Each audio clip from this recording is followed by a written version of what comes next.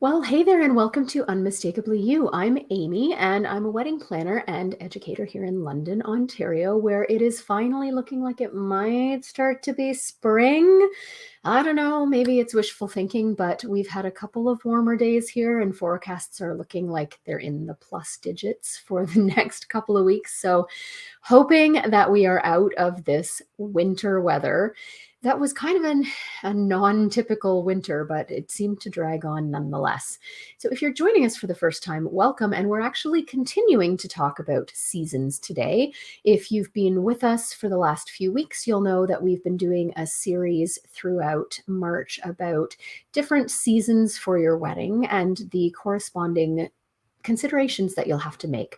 There are different things to think about in the summer than there are in the spring or in the fall. And so we've been joining you live every Wednesday for the past forever. But the last 4 weeks or 3 weeks, I guess, we've been talking about the seasons. So if you missed any of those and want to catch up, they are either in the video archives on our Facebook page or in the live archives on our YouTube page. So depending on where you're catching us, hi, and thanks for watching. We always like to know that you're here. So if you have a comment or a question, don't hesitate to post it in the comments or hit me up with an email after the fact, amy@unmistakably.you.com. More than happy to answer questions and just interact with human beings. And I always like to hear that maybe occasionally we say something that's helpful, or maybe occasionally we say something that's thought-provoking. So don't hesitate to reach out. Like I mentioned, we are today talking about what to think about for a fall wedding. And there are a lot of considerations that are very similar to other seasons with regard to, here in Ontario, the fickleness, if you will, of Mother Nature. We tend to have no really consistent weather no matter the season, but there are a few things that are kind of particular to fall that you might want to think about differently than you would if you were having a summer or a winter wedding. So one of them is that fall is very transitional. As we know, I have done beautiful, warm outdoor weather weddings on October the 29th. I've also done freezing cold, rainy indoor weddings at the end of September. So the key with a fall wedding is to be willing to roll with the punches, because you kind of never know what you're going to get. Weddings are like a box of chocolates in the fall. You never know what you're going to get. It could be really warm. It could be really cool. It could be really sunny. It could be really dull. It could be a torrential downpour. We just never really know. We do tend to get more rain here in Southern Ontario from mid-September until end of November. So it's definitely important to have a really solid rain plan. And we've been talking through that over the last few weeks. I won't rehash most of those details, but it's so, so important to have a rain plan or even a cold weather plan that you're comfortable with, and to designate somebody to implement that plan when it's drop dead time. So that shouldn't be you. You'll be busy doing other things, but you'll need to have somebody that you trust making that call, whether that's your wedding planner, your venue coordinator, your friend who's not in the wedding party. Just think through what that looks like if you do have to move things inside because it's too cold or because it happens to be rainy. Now, another sort of word about fall here in our climate. When I say fall, I'm sort of loosely talking about fourth week in September through end of November. But realistically, November in Southern Ontario is not an attractive month in a lot of ways. So unless you're hoping to do the entirety of your wedding indoors, I might steer clear of November, just because generally speaking, those beautiful fall colors have fallen from the trees. The ground tends to be dead and kind of muddy or barren, and it's just not a visually attractive outdoor month. So if you are thinking of having any component of your wedding outdoors and perhaps taking advantage of that beautiful fall foliage, really your window of best opportunity is from last week in September until third week in October. And November tends to be even more changeable than any of the other fall months. And usually you don't have a lot of those changing fall leaves to take advantage of. When it comes to choosing a venue for your fall wedding, you're going to want to think about climate control, just like in all of the other seasons. You want to consider that it could be warm or it could be cool, and you want to choose a venue that's able to accommodate for both. If you are planning a tent wedding or a private property wedding, like I've mentioned in both spring and summer, you'll want to think about the ability to cool your venue or to heat your venue. So if you're in a tent, you might want to investigate the potential for tent heaters, or you might want to think through your plan for having all of the sides up or some of the sides up, and have someone on task to determine what should happen with those tent walls. If it does happen to be a really nice warm day, you'll probably want to have them open for the majority of the day, but know that the temperature does drop drastically at night in the fall. So you may want to have someone completely enclose that space once that sun starts to go down and the temperature starts to plummet. That's something to think about if you are having outdoor components to your wedding as well. If you're doing a ceremony outdoors in the midday, chances are much better that it's going to be nice and warm. But if you're hosting, let's say, a Scotch bar or a cigar bar outdoors after the sun sets, it's liable to be pretty chilly no matter when in the fall you are. So just make some accommodations for the fact that temperatures from daytime to evening tend to fluctuate pretty dramatically in those fall months. The same thing goes for the sunset.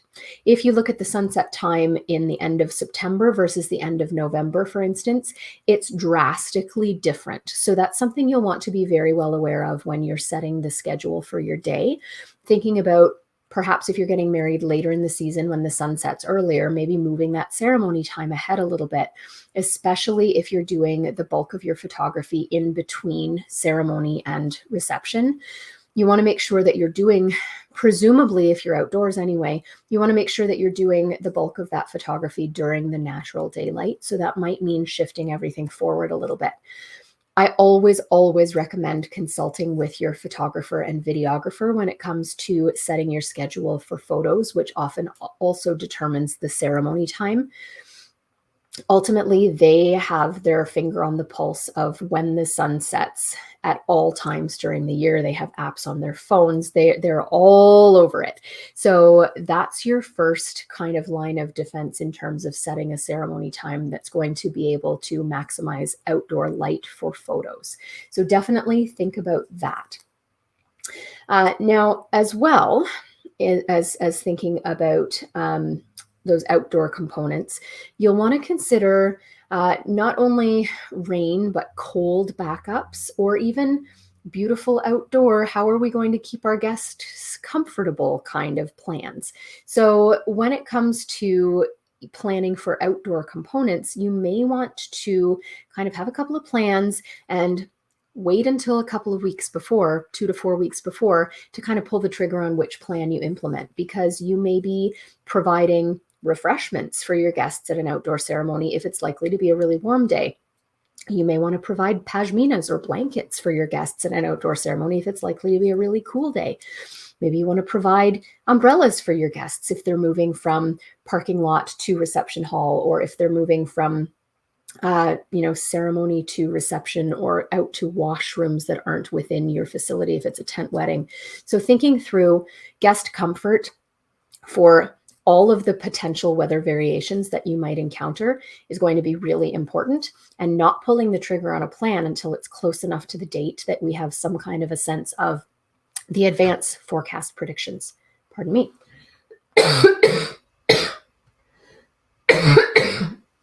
Sorry. Live video, very glamorous, isn't it? When it comes to those fall weddings, particularly if you have had some wet weather, you'll want to think through how to keep your wedding attire clean. So with regard to transportation, particularly if you're driving yourselves, and this certainly applies to really any season, but especially any wet season, spring, winter, fall, you want to make sure that if you're driving yourselves, you have those vehicles detailed, especially those door jambs, and especially if you've just had a pre-winter rust proofing under your car or your vehicle. You want to make sure that none of that oil or grease or dirt transfers to any of the wedding party's attire. So make sure that you've had those vehicles detailed. And you also, with regard to keeping your clothes clean, want to think about your photo locations. Even if it happens to be a beautiful, warm, sunny day, which I sincerely hope for your sake that it is, if it's been wet at all beforehand, the ground tends to be a little bit soggier in the fall months. So scout out your photo locations a couple of days before. Maybe that beautiful place out in the backwoods where you were thinking of having your wedding party photos done is a sea of mud at this point. So you want to check that out and have a plan B in your back pocket if you're doing outdoor photos. If it does happen to be muddy, maybe you want to choose some high and dry ground. Maybe you want to have some clear shower curtains around that your photographer can position for you, and then you can stand on top of to keep especially those long dresses, bridal gowns or bridesmaids gowns, out of that mud. Now, when it comes to choosing a schedule, we kind of talked about daily schedules in terms of when the sun sets, but we didn't talk about general date choosing. And so that's something that we kind of touched on November being sort of icky. But another thing that happens in November that you shouldn't forget about is the time change. So we go out of daylight savings time. So whatever that is, normal, regular time, whatever we call that. What that means ultimately is that the clocks go back and that sunset gets an hour earlier. So that happens on the first Sunday in November, and you want to accommodate for that when you're planning for your wedding date. If it's after that date, the sun will set a full hour earlier. If it's that weekend, you also need to think about the fact that technically the clocks here in Ontario go back at 2 a.m. Sunday morning. So does that have an effect on your bar service times? If now all of a sudden it's 1 o'clock, does that extend your alcohol service times? Does it potentially create any transportation travel issues for your guests? So think through that with regard to some time differences here in Ontario, where we still switch to daylight savings time and then back out of it in the fall again. When it comes to your wedding party, some considerations for them. Definitely you want to kind of apply the same filter that you applied to guest comfort. So if it's warm and sunny, they probably still need sunscreen, even though it's fall. If it's cool or windy, might you want to provide shawls or pashminas or wraps of some kind? So definitely thinking about keeping your wedding party comfortable. You might even need some jackets if you're going to do any photos outside for any length of time and it does happen to be cold. You'll want to, when you're choosing your wedding party attire, think about what the foliage is likely to be doing if you're doing any outdoor photos, and think about how the colors of your wedding party attire are going to play in with those fall colors that may be in your background. You'll also want to think about flower availability, and this of course goes for any season, but there are some beautiful flowers like dahlias, for instance, that are available in the fall that you can't get necessarily early in the spring unless you're importing them from somewhere out of our country, far away. And there are also some flowers that you can't get in the fall, like tulips or peonies, for instance. So this is where, calling on the impressions and advice of your professionals is really important. Talk to your florist, trust their opinion. Talk to your photographer and videographer, trust their opinion. And it's going to result in what's hopefully a beautiful and stress-free day for you to celebrate your fall wedding. As always, if you have questions, don't hesitate to contact me. Like I mentioned, amy@unmistakably.you.com.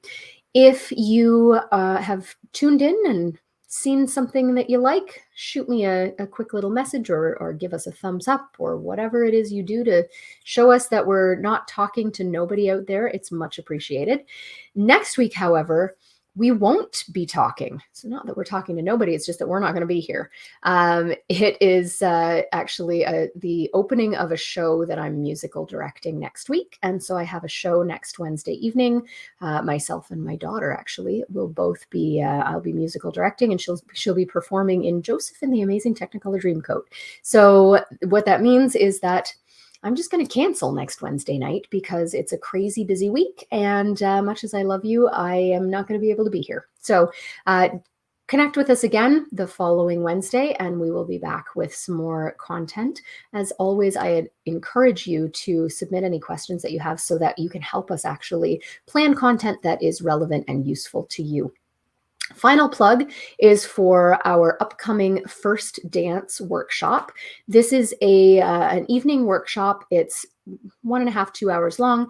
It is not going to choreograph a first dance for you, but what it is going to do with Clara from See You Move is teach you how to just be comfortable on the dance floor. You're going to learn how to dance with a partner. You're going to learn a couple of moves that you can incorporate to feel a little bit more comfortable and natural out on the dance floor during that first dance at your wedding. So if you're interested in signing up for that, it's at www.unmistakably.you.com/workshops. There are only a few spaces remaining. So head on over to that site and you can reserve your space before they're all gone. I look forward to seeing you in a couple of weeks. Take care and happy planning.